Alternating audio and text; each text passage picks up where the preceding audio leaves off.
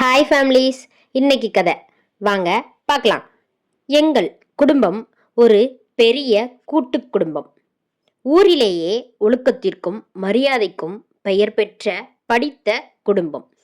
வீட்டின் தலைவராக என் தாத்தா இருந்தார். பெரியவர் முதல் சிறியவர் வரை அனைவரும் அவர் சொல்லுக்கு கட்டுப்பட்டு அவரை ஒரு கடவுள் போல மதித்தனர். அவரும் எல்லோரிடமும் அளவற்ற அன்பு செலுத்தினார். ஆனால் இவ்வளவு அமைதியான எங்கள் குடும்பத்தில் பல தலைமுறைகளாக ஒரு விசித்திரமான, யாருக்கும் புரியாத வழக்கம் ஒன்று இருந்தது. திருமணமாகி வரும் எந்த ஒரு மணப்பெண்ணும் தன் முதலிரவை தாத்தாவின் அறையில்தான் கழிக்க வேண்டும் என்பதுதான் அந்த வழக்கம். முதலிரவு முதலிரவு அதைவிட விசித்திரமான விஷயம், அப்படி செல்லும் பெண்கள் அனைவரும் அடுத்த ஒரே மாதத்திற்குள் கர்ப்பமாகி விடுவார்கள். சிறுவயதில் எனக்கு இது புரியவில்லை. ஆனால் வளர வளர இந்த வழக்கம் என் மனதில் பல சந்தேகங்களையும் கோபத்தையும் ஏற்படுத்தியது. என் அண்ணன்களின் மனைவிகளுக்கும் இதுதான் நடந்தது. நான் இதை பற்றி வீட்டில் கேட்க முயன்ற போதெல்லாம் அனைவரும் மௌனம் காத்தனர். நம் குடும்பத்தில் மூன்றாவது மகன். நான் குடும்பத்தில் மூன்றாவது மகன். என் திருமணம் நெருங்கிய போது இந்த தவறான வழக்கத்தை எப்படியாவது உடைக்க வேண்டும் என்று முடிவு செய்தேன். திருமணத்தன்று என் அண்ணன்களிடம் சவால் விட்டுவிட்டு என் மனைவியின் கையை பிடித்து கொண்டு நேராக என் அறைக்கு சென்றேன். தாத்தா என் மீது கோபப்படுவார் என்று நினைத்தேன். ஆனால் அவர் வழக்கம் போல சாதாரணமாகவே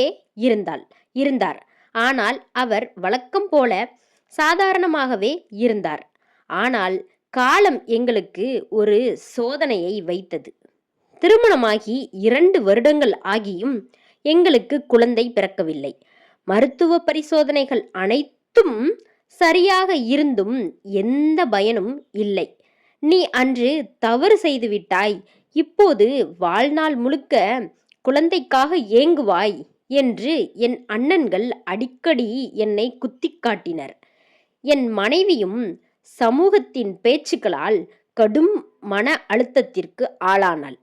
ஒரு நாள் அவள் கண்ணீருடன், நமக்கு குழந்தை வேண்டும் என்றால் நீங்கள் என்னை தாத்தாவின் அறைக்கு அனுப்பித்தான் ஆக வேண்டும் என்று பிடிவாதம் பிடித்தாள். நமக்கு குழந்தை வேண்டும் என்றால் நீங்கள் என்னை தாத்தாவின் அறைக்கு அனுப்பித்தான் ஆக வேண்டும் என்று என் மனைவி பிடிவாதம் பிடித்தாள். வேறு வழியின்றி மனதை கல்லாக்கி கொண்டு தாத்தாவிடம் அன்று இரவு என் மனைவியை அவர் அறைக்கு அனுப்புவதாக கூறினேன். அவர் அமைதியாக சம்மதித்தார். அன்று இரவு அங்கே என்னதான் நடக்கிறது என்று ஒளிந்திருந்து பார்க்க முடிவு செய்தேன். ஆனால் துரதிர்ஷ்டவசமாக என் நண்பனுக்கு ஏற்பட்ட ஒரு விபத்தின் காரணமாக நான் அவசரமாக மருத்துவமனைக்கு செல்ல வேண்டியதாயிற்று. மறுநாள் காலை நான் வீட்டிற்கு வந்தபோது என் மனைவி தன் அறையில் இருந்தாள். மறுநாள் காலை நான் வீட்டிற்கு வந்தபோது என் மனைவி எங்கள் அறையில் இருந்தாள். இரவில் என்ன நடந்தது என்று கேட்டதற்கு, நான் தாத்தா அறைக்குள் சென்றதும் அவர் என் தலையில் கை வைத்து ஆசிர்வதித்தார். அதன் பிறகு ஒரு விசித்திரமான வாசனை வந்தது. எனக்கு மயக்கம் ஏற்பட்டுவிட்டது.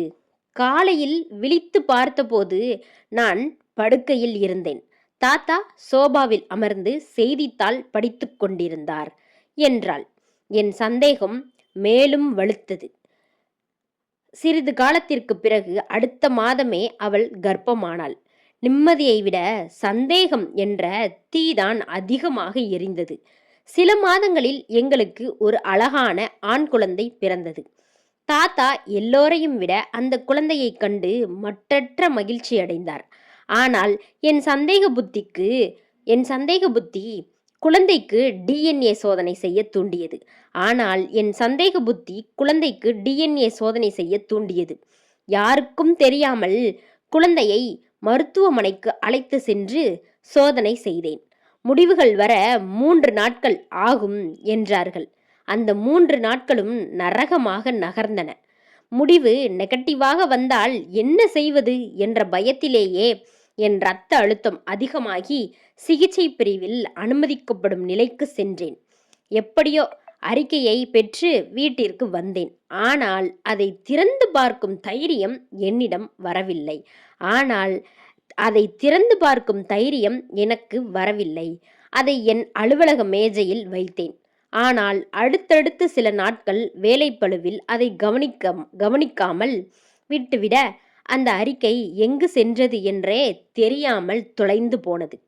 ஒருவேளை இந்த ரகசியம் வெளிவருவதை இயற்கையே விரும்பவில்லை என்று நினைத்து நான் அந்த குழந்தையை என் மகனாக ஏற்றுக்கொண்டு வாழத் தொடங்கினேன்.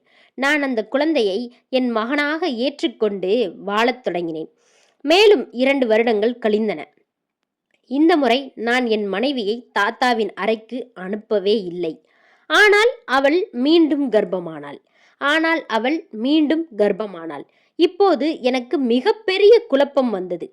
என் மனைவி மீது எனக்கு முழு நம்பிக்கை இருந்தது.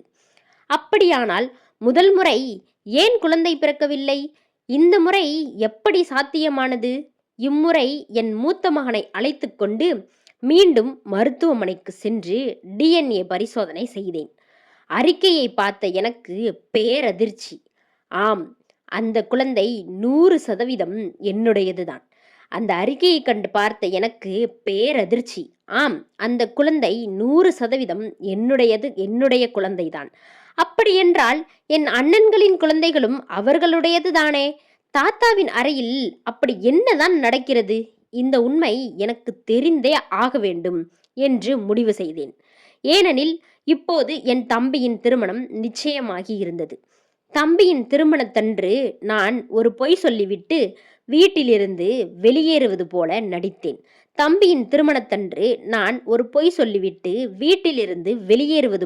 நடித்தேன். ஆனால் பின்வாசல் வழியாக ஜன்னல் வழியே தாத்தாவின் அறைக்குள் நுழைந்து ஒரு மறைவிடத்தில் ஒளிந்து கொண்டேன். சிறிது நேரத்தில் தாத்தாவும் அழுது கொண்டே புதுமண பெண்ணும் அறைக்குள் வந்தனர். தாத்தா அவளுக்கு ஆறுதல் கூறிவிட்டு தன் பையில் இருந்த ஒரு மூலிகை திரவம் தடவிய கைக்குட்டையை அவள் மூக்கின் அருகே காண்பித்தார். அடுத்த சில நொடிகளில் அவள் மயங்கி விழுந்தாள். அதன் பிறகு தாத்தா செய்த காரியத்தை கண்டு என் உடல் சிலிர்த்தது. கண்கள் பனித்தன. அவர் அவளை படுக்கையில் படுக்க வைத்து போர்வையை போத்தினார். பின்னர் அவளது காலடியில் அமர்ந்து கைகளை கூப்பி ஏதோ மந்திரங்களை விடிய விடிய உச்சரித்து கொண்டே இருந்தார். அவளை அவர் விரல் நுனியால் கூட தொடவில்லை. அதிகாலை அவர் தூங்கியதும் நான் ஜன்னல் வழியே தப்பித்தேன். தாத்தா தவறானவர் இல்லை என்று தெரிந்ததும் என் மனம் நிம்மதியடைந்தது. ஆனால் அவர் ஏன் அதை செய்கிறார் என்ற மர்மம் நீடித்தது. அவர் தவறானவர் இல்லை என்று நிம்மதியடைந்தாலும் அவர் ஏன் அதை செய்கிறார் என்ற மர்மம் நீடித்தது. சில மாதங்கள் கடந்தன. தாத்தா கடுமையான நோயால் பாதிக்கப்பட்டு படுக்கையில் விழுந்தார். ஒரு நாள் குடும்பத்தினர் அனைவரையும் அழைத்தவர், உங்கள் எல்லார் மனதிலும் என் மீது ஒரு தவறான எண்ணம் இருப்பது எனக்கு தெரியும். நான் இறப்பதற்கு முன் இந்த ரகசியம் யாருக்காவது தெரிந்தால் என்னிடம் சொல்லுங்கள் என்றார். நான் முன்னோக்கி வந்து, தாத்தா, எனக்கு உண்மை தெரியும். நான் அன்று உங்கள் அறையில் ஒளிந்திருந்து பார்த்தேன் என்றேன். தாத்தா மற்ற அனைவரையும் வெளியே போக சொல்லிவிட்டு என்னை அருகில் அமர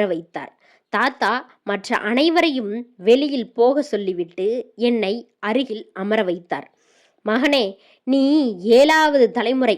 மிக நீண்ட காலத்திற்கு முன்பு நம் கொள்ளுத்தாத்தா காலத்தில் ஒரு மாந்திரீகன் நம் குடும்ப பெண்கள் மீது ஒரு கொடிய கருக்கடைப்பு சூனியத்தை வைத்தான். அதனால் நம் வம்சம் அழியும் நிலை வந்தது. அப்போது ஒரு பெரியவர் அந்த சாபத்தை முறிக்க ஒரு வழியை கூறினார். அதன்படி குடும்பத் தலைவன் புதுமணப் பெண்ணை ஒரு இரவு தன் அறையில் வைத்து அந்த சாபத்தை முறிக்கும் ரகசிய மந்திரங்களை ஓதி அவளது காலில் ஒரு காப்பு நூல் கட்ட வேண்டும். அவளது காலில் ஒரு காப்பு நூல் கட்ட வேண்டும். இது 7 தலைமுறைகளுக்கு தொடர வேண்டும் என்று விதி. மணப்பெண் பயப்படக்கூடாது என்பதற்காகவே மூலிகை கொடுத்து மயக்கமடைய செய்தோம். மணப்பெண் பயப்படக்கூடாது என்பதற்காகவே மூலிகை கொடுத்து மயக்கமடைய செய்தோம். நீ உன் மனைவியை என்னிடம் அனுப்பாததால் அந்த சாபத்தின் தாக்கம் நீடித்தது. உனக்கு குழந்தை பிறக்கவில்லை. அந்த சாபத்தின் தாக்கம் நீடித்தது. அதனால் உனக்கு குழந்தை பிறக்கவில்லை. பின்னர் அவள் என் அறைக்கு வந்ததும் நான் அந்த சாபத்தை முறித்தேன். அதனால்தான் அவளுக்கு முதல் குழந்தையும், இப்போது சாபம் முழுமையாக நீங்கியதால் 2வது குழந்தையும் பிறந்தது. நான் என் வாழ்நாளில் எந்த ஒரு மருமகளையும் தவறான எண்ணத்தோடு தொட்டதில்லை. அவர்கள் இந்த வீட்டின் மகாலட்சுமி என்று கூறி கண்மூடினார். அவர்கள் இந்த வீட்டின் மகாலட்சுமி என்று கூறி கண்மூடினார். தாத்தா இறந்த மறுநாளே குடும்பத்தினர் அனைவரையும் ஒன்று திரட்டி இந்த முழு உண்மையையும் கூறினேன். எல்லாரின் கண்களில் இருந்தும் கண்ணீர் வழிந்தது. தாத்தாவின் மீதிருந்த சந்தேகக்கரை நீங்கி அவர் ஒரு தியாகியாக எங்கள் மனதில் உயர்ந்தார். அவர் அறையில் இருந்த அந்த மாந்திரீக மூலிகைகளையும் ஏடுகளையும் முறைப்படி ஆற்றில் கரைத்தோம். அந்த மாந்திரீக மூலிகைகளையும் ஏடுகளையும் முறைப்படி ஆற்றில் கரைத்தோம். பல தலைமுறைகளாக தொடர்ந்த அந்த விசித்திரமான ரகசியமும் சாபமும் அன்றோடு முடிவுக்கு வந்தது. இந்த கதை பிடிச்சிருந்தா மறக்காம நம்ம சேனலை சப்ஸ்கிரைப் பண்ணுங்க. அப்படியே உங்களோட கமெண்ட் பண்ணுங்க, லைக்கும் பண்ணிருங்க. நம்ம சேனல் லோகோ பக்கத்தில் ரெட் கலரில் சப்ஸ்கிரைப் அப்படின்னு ஒரு பட்டன் இருக்கும். அதை மட்டும் டச் பண்ணுங்க. பாய்.